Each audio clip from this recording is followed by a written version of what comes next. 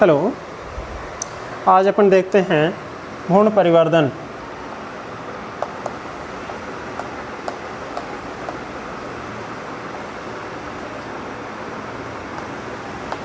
यानी एम्ब्रियोजेनेसिस।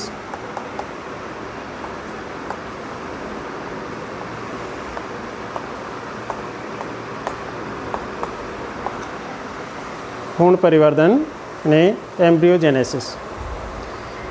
भ्रूण परिवर्धन को समझने के लिए अपन बीजांड से इसमें देखते हैं कि बीजांड की संरचना किस तरह की होती है और बीजांड में भ्रूण का निर्माण कहाँ से शुरू होता है।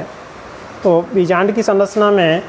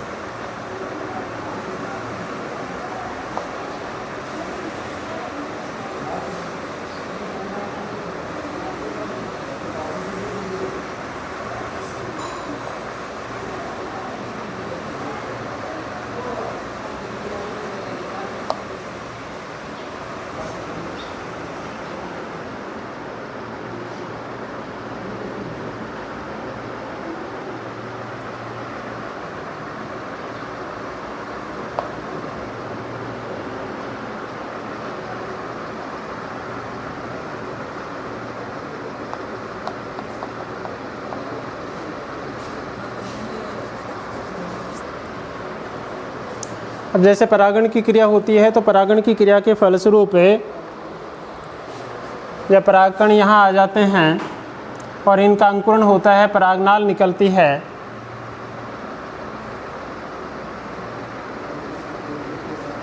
तो ये परागनाल बीजांड द्वार से, निभागीय सिरे से या ध्यावनीय सिरे से जब बीजांड में प्रविष्ट होती है तो यहाँ ये जो अंड कोशिका है, इस अंड कोशिका का केंद्रक और परागनलिका के अंदर आने वाला एक नर युग्मक है, इन दोनों का यहाँ पर यह संयोग होता है तो ये निषेचन की क्रिया संपन्न होती है। तो नर युग्मक और अंड कोशिका के केंद्र का यहाँ संलयन होने पर यह निषेचन की क्रिया संपन्न होगी और ये निषेचन की क्रिया संपन्न होने के बाद में यहाँ पर ये जो युग्मनज बनेगा, यहाँ पर ये जो जाइगोट बनता है, इस जाइगोट से भ्रूण का परिवर्धन होगा। तो ये जो जाइगोट वाली कोशिका है, इस कोशिका के अंदर जैसे मान लो ये जो कोशिका है,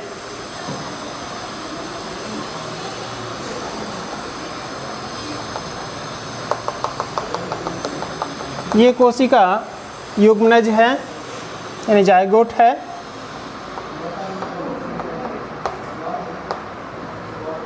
इस युग्मनज के अंदर जब भ्रूण का निर्माण होता है तो सबसे पहले इसके अंदर ट्रांसफर डिवीजन होगा, यानी इस कोशिका के अंदर इस तरह से ये अनुप्रस्थ विभाजन होगा। इस अनुप्रस्थ विभाजन के फलस्वरूप दो कोशिकाएं बन गई, एक ऊपर वाली ये कोशिका, दूसरी ये नीचे की साइड में जो है ये कोशिका। ऊपर वाली कोशिका है, इसको भ्रूणीय कोशिका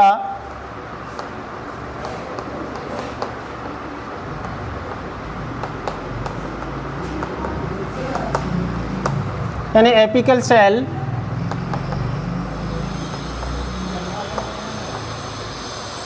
और ये नीचे की साइड की जो कोशिका है इसको आधारीय कोशिका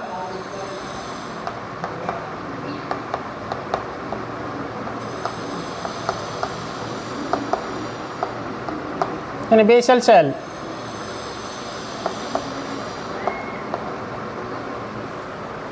तो इस तरह से युग्मनज के अंदर ट्रांसफर डिवीजन के फलस्वरूप दो कोशिकाएं बन गई, एक ऊपर की साइड में निभाग की ओर, जिसको एपिकल सेल या भ्रूणीय कोशिका कहते हैं, दूसरी जो बीजांड द्वार की ओर है ये आधारीय कोशिका यानी बेसल सेल होती है।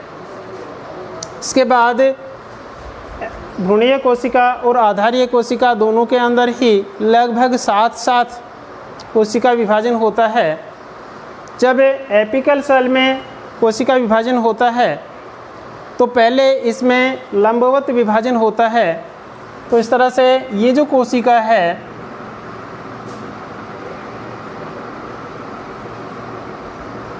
इस कोशिका के अंदर इस तरह से लंबवत विभाजन हो गए हैं।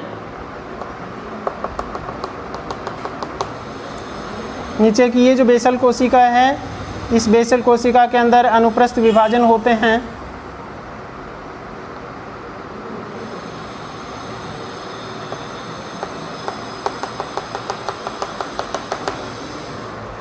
तो इस तरह से इस एपिकल सेल के अंदर एक लंबवत विभाजन होता है जिससे इससे ये दो कोशिकाएं बन जाती हैं।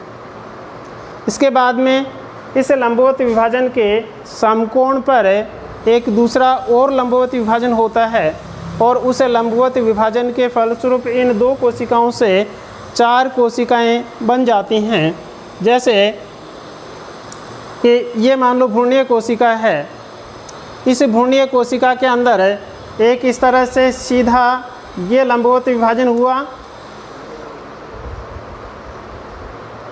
तो इस तरह से ये दो कोशिकाएं बन गई। इन दो कोशिकाओं के लंबवत विभाजन के समकोण पर एक और लंबवत विभाजन इस तरह से होगा और इस तरह से होने से ये 4 कोशिकाएं ये बन गई। इसमें ये 4 कोशिकाएं बनने से इस तरह से ये एक चतुष्टांशक बन जाता है।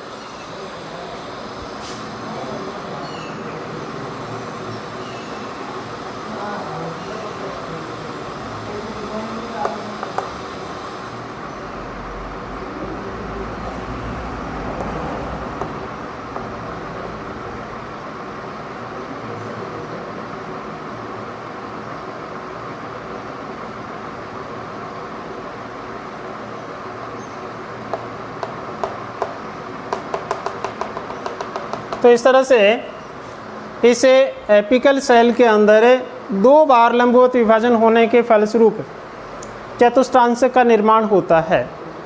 यह चतुष्टांशक बनने के बाद में फिर इनके अंदर एक ट्रांसफ़र डिवीज़न होता है।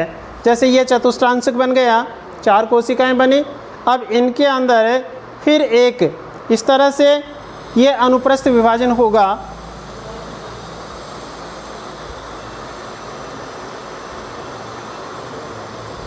और ये इस तरह का अनुप्रस्थ विभाजन होने के फलस्वरूप ये 8 कोशिकाएं इस तरह से बन गई इसमें। तो ये चतुष्टांशक के बाद में फिर ये इस तरह से 8 कोशिकाओं से युक्त एक अष्टांशक का निर्माण हो जाता है।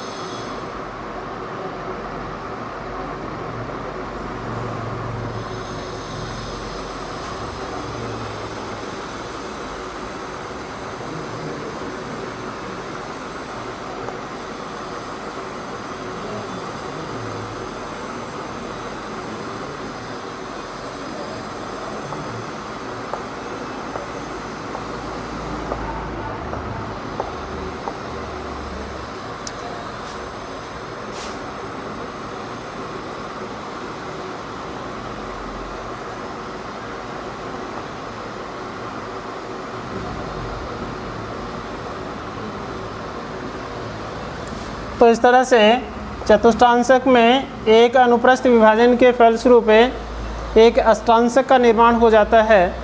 इस अष्टांशक में फिर एक पेरिक्नाइलल डिवीजन के द्वारा प्रत्येक जो कोशिका है, अष्टांशक की प्रत्येक कोशिका, ये प्रत्येक कोशिका से 8 परतों वाली एक बाहरी परत और 8 कोशिकाओं वाली एक आंतरिक परत।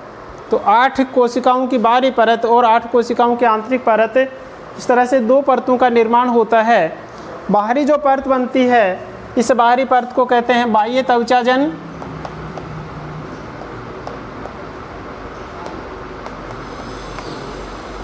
जो डर्मेटोजन कहलाएगी।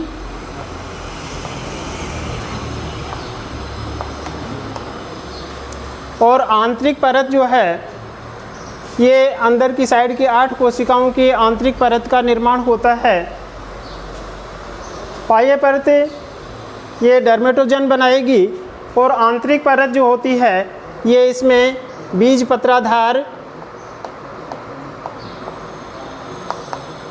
बीज पत्र के भरण ऊतक,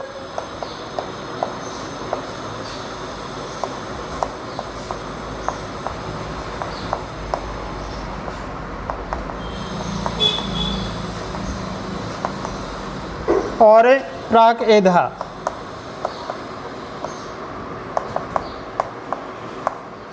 तो इस तरह से ये जो दो परतों का निर्माण होता है, इन दो परतों में बाहरी परत है वो डर्मेटोजन का निर्माण करती है और आंतरिक परत है वो बीज पत्राधार, बीज पत्र के भरण, विभजोतक और प्राक एधा तंत्र का निर्माण करते हैं।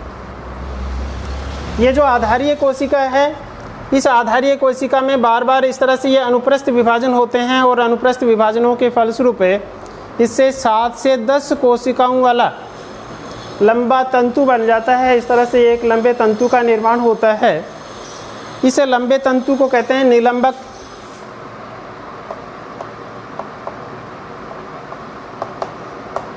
यानी सस्पेंसर।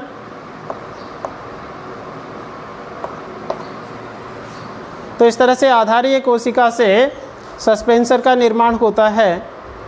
सस्पेंसर की जो अंतिम कोशिका है वो फूल करके थोड़ी सी बड़ी हो जाती है और वो चुस्कांक कोशिका बनाती है।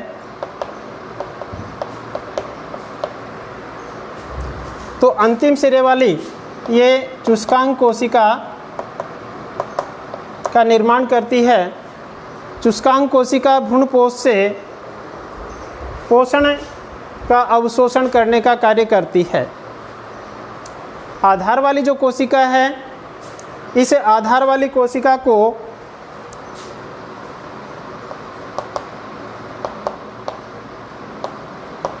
अधः स्फीतिका कहते हैं, जो आगे चल कर के इसके ऊपर मूलांकुर और मूलांकुर शीर्ष को धारण करती है। तो इस तरह से निलंबक की अंतिम कोशिका ये फूल करके थोड़ी बड़ी हो जाती है, जो चुस्कांक कोशिका कहलाती है, और भ्रूणपोष से भोज्य पदार्थों के अवशोषण का कार्य करती है। और जो आधारीय कोशिका है वो अधः स्फीतिका कहलाती है। ये अधः स्फीतिका आगे चल कर के इसमें मूलांकुर और मूलांकुर शीर्ष को धारण करती है। इसके बाद ये जो कोशिकाएं हैं बाह्य त्वचाजन्य कोशिकाएं, इनके अंदर फिर बार बार विभाजन होने से शीर्ष कोशिका में बार बार विभाजन के फलस्वरूप भ्रूण की जो आकृति है, ये आकृति पहले थोड़ी सी गोलाकार होती है और गोलाकार होने के बाद में इसकी आकृति हृदयाकार आकृति में परिवर्तन होना शुरू हो जाती है।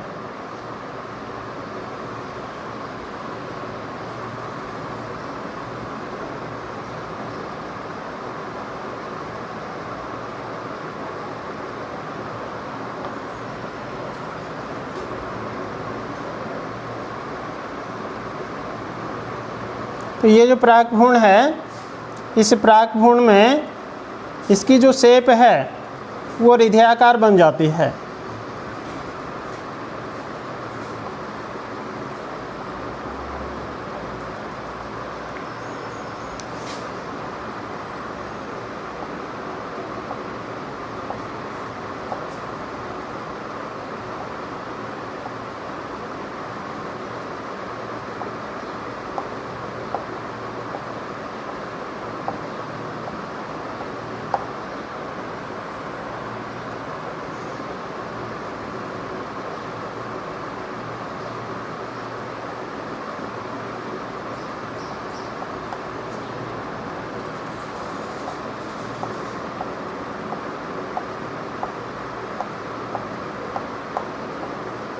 तो इस समय तक ये भ्रूण का जो आकार है वो थोड़ा सा हृदयाकार हो जाता है। इसके बाद में इस हृदयाकार आकृति से 2 पालियां बनने शुरू हो जाती हैं। तो इसके आगे की शेप थोड़ी सी इस टाइप की बन जाती है।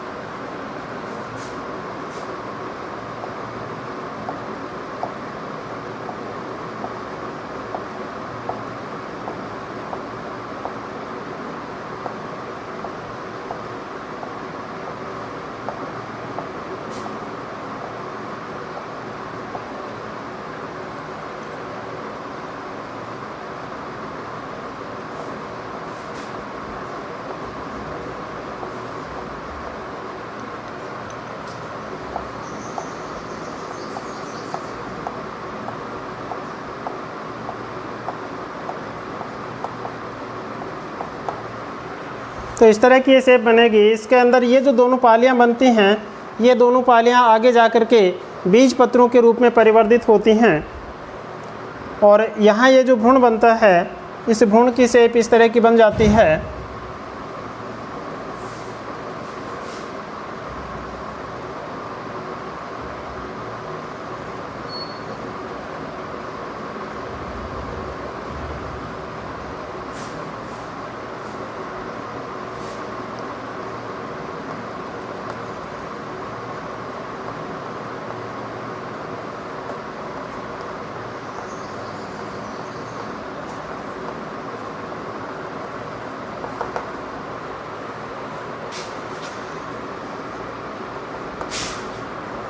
अब ये जो भ्रूण बना है, ये भ्रूण इस बीज पत्र के अंदर है, ये इस रूप में व्यवस्थित होता है।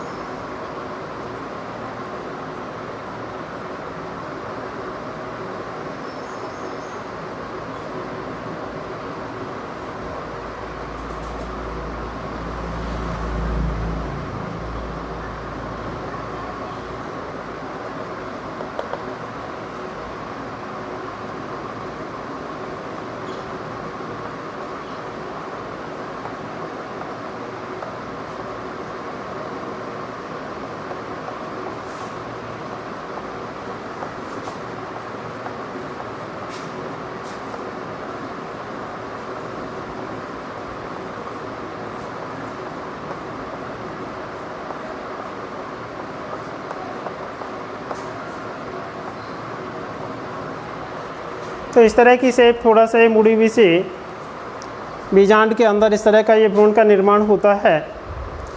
अब इसी बीजांड के निर्माण की भ्रूण के निर्माण के अंदर है, ऊपर की ये दोनों जो पालियां हैं वो बीज पत्र के रूप में विकसित हो जाती हैं।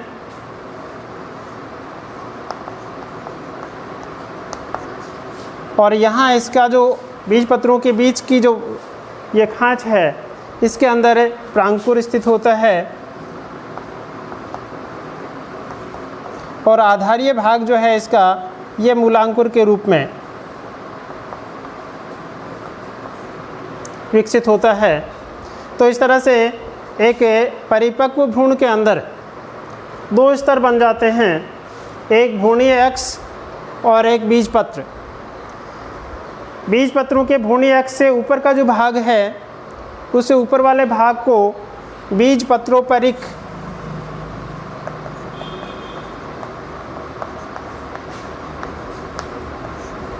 ऊपर के भाग को बीज पत्रोपरिक कहते हैं और भ्रूणीय अक्ष के नीचे के भाग को बीज पत्राधार कहते हैं।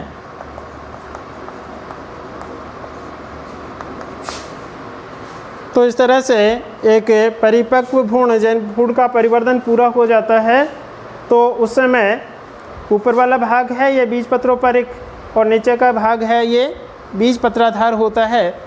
जब बीज का अंकुरण होता है तो बीज पत्रोपरिक से प्रांकुर और प्ररोतंत्र का निर्माण और मूलांकुर बीज पत्राधार से मूल तंत्र का निर्माण होता है। तो इस तरह से परिपक्व भ्रूण जो है, ये निषेचन से लेकर के भ्रूण के निर्माण तक की जो क्रिया है, ये पूरी की पूरी क्रिया ये एम्ब्रियोजेनेसिस कहलाती है। निषेचन से लेकर के भ्रूण के परिवर्धन तक का जो पूरा का पूरा प्रोसेस है, इसको एम्ब्रियोजेनेसिस यानी भ्रूण परिवर्धन कहते हैं। ये जो भ्रूण परिवर्धन का तरीका है, ये सबसे पहले हैंस्टीन ने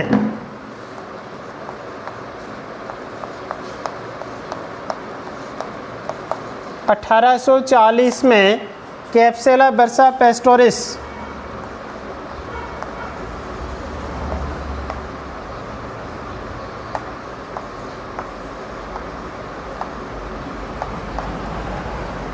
हैस्टिन ने 1840 में कैप्सुला बर्सा पैस्टोरिस के अंदर इसका अध्ययन किया था और अधिकांश द्विबीजपत्री पादपों के अंदर भ्रूण परिवर्धन का यही तरीका होता है।